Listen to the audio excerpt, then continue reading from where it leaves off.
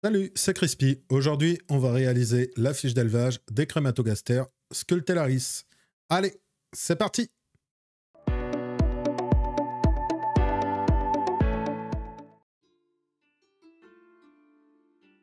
La Crématogaster Scutellaris est une petite fourmi vivant dans le sud de l'Europe, plus particulièrement au niveau de la Méditerranée. C'est une fourmi linicole, ce qui veut dire qu'elle vit dans le bois, dans des morceaux de bois ou dans des arbres de la forêt méditerranéenne. On peut toutefois la retrouver au niveau des pierres. Les colonies se composent généralement de plus de 10 000 individus. La gyne Crématogaster Scutellaris mesure entre 8 et 9 mm. Elle a la tête rouge et tout le reste du corps noir. Les ouvrières, quant à elles, mesurent entre 3 et 5 mm, avec le corps noir et la tête rouge. Quant aux mâles, eux, ils mesurent 3 à 5 mm et sont entièrement noirs. Dans la nature, la Crématogaster Scutellaris est très opportuniste. Elle se nourrit de tout, que ce soit des insectes, du miel des pucerons ou toute autre substance sucrée qu'elle pourrait trouver. Les essaimages se font de fin août à novembre. La colonie est monogyne. La fondation est indépendante et costrale, ce qui signifie que la gyne vit sur ses ressources pendant l'élevage de la première génération de fourmis. La Crématogaster Scutellaris est dominante dans son milieu. Elle forme de très grandes colonies et a une activité constante à l'extérieur du nid. Si l'espèce se sent menacée, elle peut redresser son abdomen au-dessus de la tête et sécréter une petite goutte d'acide acétique en guise de défense.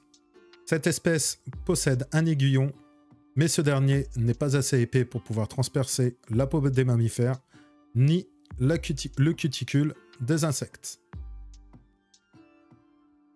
Lors de la fondation, il faudra placer la gyne dans un tube à essai avec une petite réserve d'eau, au plus grand des calmes et dans le noir complet.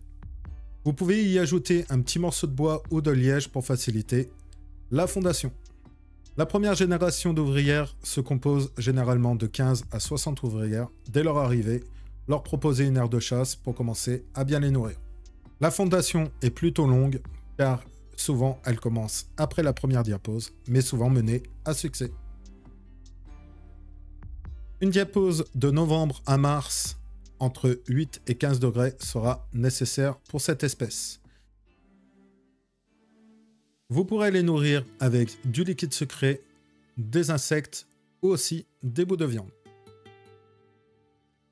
La Crématogaster Scutellaris peut être élevée dans des nids secs, en bois, en plexiglas, en pierre reconstituée ou en béton cellulaire. Mais veillez à ce qu'elles aient toujours de la place. Vérifiez toujours que votre équipement soit en bon état parce que les évasions sont très régulières chez cette espèce. On appliquera d'ailleurs au niveau de l'aire de chasse de l'anti-évasif assez régulièrement. La température du nid devra être entre 22 et 28 degrés avec une hygrométrie de 50 à 70%.